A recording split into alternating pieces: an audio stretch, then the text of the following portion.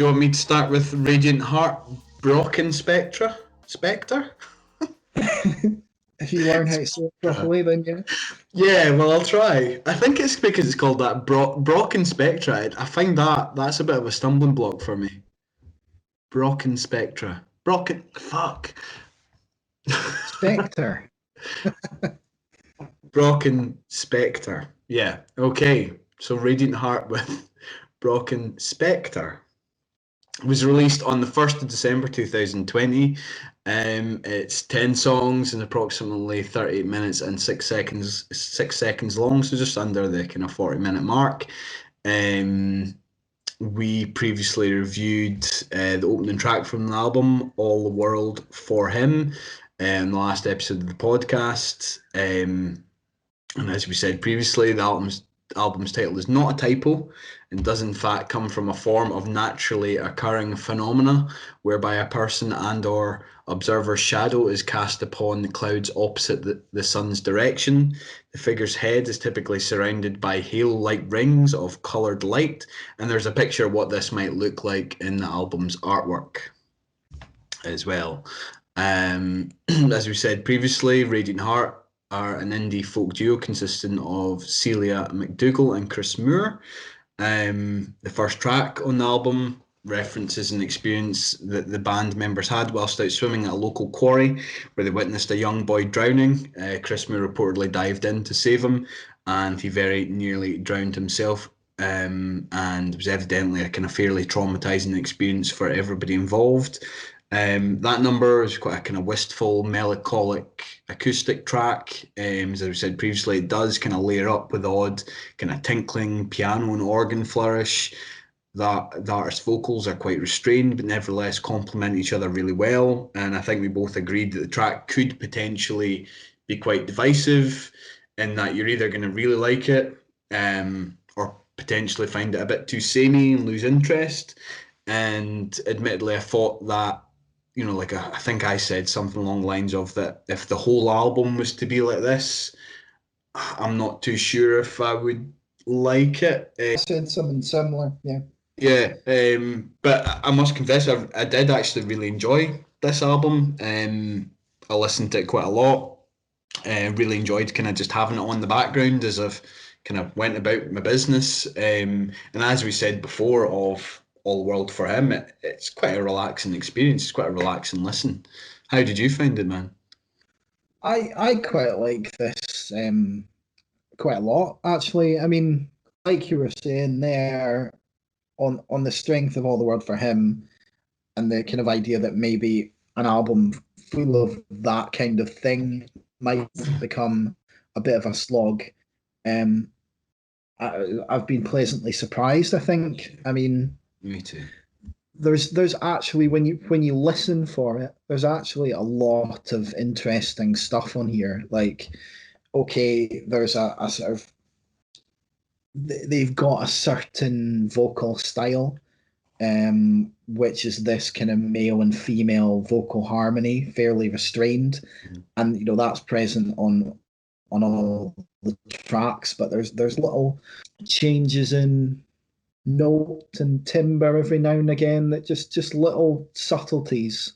And it's the same in the instrumentation as well, like just some subtlety to the pianos or the guitars, or a little change in the instruments. There's banjo in quite a few of the tracks. And overall it's just quite a soothing listen. Like, especially, I mean, those vocals are very, very soothing. And I mean, the second song on the album, In the Dunes, is just a great example of that. Like, the guitars are really gentle. There's the bass is sparse. The keyboard's quite whimsical, and there's, like I said, there's a bit of banjo in there towards the end, and that sort of gentle mix of the male and female vocals, it really blends well together, and it's not too dissimilar to Tongue, who we talked about on the last episode. That kind of vocal. Yeah, I mean, we said that when we reviewed the the first song, and I think I kind of likened them to the likes of the Moldy Peaches, Yeah. of Monsters and Men, but within the Dunes, I was reminded of Sufton Stevens. Okay. Um, in particular, I was kind of reminded of a track off his fifth studio album, Illinois, called John Wayne Gacy Jr., which is a song about the infamous American serial killer of the same name. Um, and not in terms of the kind of song's lyrical content or anything like that. It was more to do with Chris Moore's vocals. I just felt as if they were very similar to Sufton Stevens on this number, particularly during that kind of vocal refrain of "Oh my God," and there's a very similar bit in the Stevens song. So yeah, that was a standout track for me, and it's something that I really got into and really enjoyed. Another standout track for me is probably kind of track number five, Museum, which is again, another kind of meandering, kind of melancholic number. Um, this sounds like a criticism, but I don't mean it to be. But I've written here that there isn't necessarily anything new about this track, but it's still nevertheless a kind of really soothing, relaxing, easy listen rather. The vocal harmonies between the two singers are kind of beautifully tender and again complement each other really well. There's the inclusion of the banjo that you kind of mentioned earlier on, and the occasional kind of organ flourish in the song's musical arrangement, and yeah, it just kind of coalesces into something that's really, really nice to listen to. Yeah, I like Museum as well. There's that like that acoustic line that runs through it. I've described it as heartwarming. Yeah, okay. And the vocals kind of later mimic that melody. There's a bit of slide guitar in there, which didn't bother me. Okay.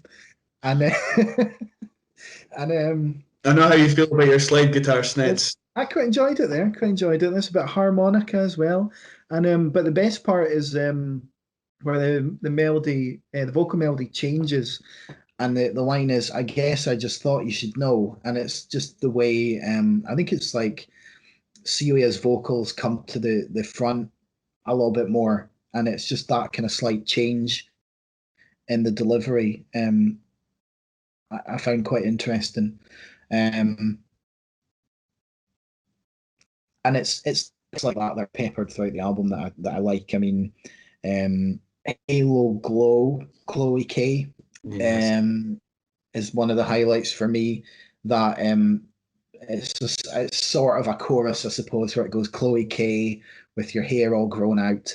I couldn't quite figure out what the rest of the lyrics were, which I suppose is a bit of a downside to the softer delivery of the vocals. Sometimes is picking out some of the lyrics is difficult. Yeah, I would say that that would be one of my criticisms of the album overall. I found it really hard to decipher a lot of the vocals. Which is annoying if you're trying to pick out like a bit that you really like and you can't figure out what it is. But it's not a huge criticism No. because I find that this when I listen to this, it kind of just washes over me, and I'm just it's just like I keep using the word soothing, but that seems to be the best way to describe it for me. You can just sit and put this on and let it kind of wash over you and enjoy it. Um, but I do think that it's one of these albums that on each listen more things reveal themselves to you, Yeah, like I agree. the little different like instruments and little flourishes and things you didn't quite notice before, which is a sign of a good album. When each time you listen to something, you find something new on it. Yeah, I would have to agree with you.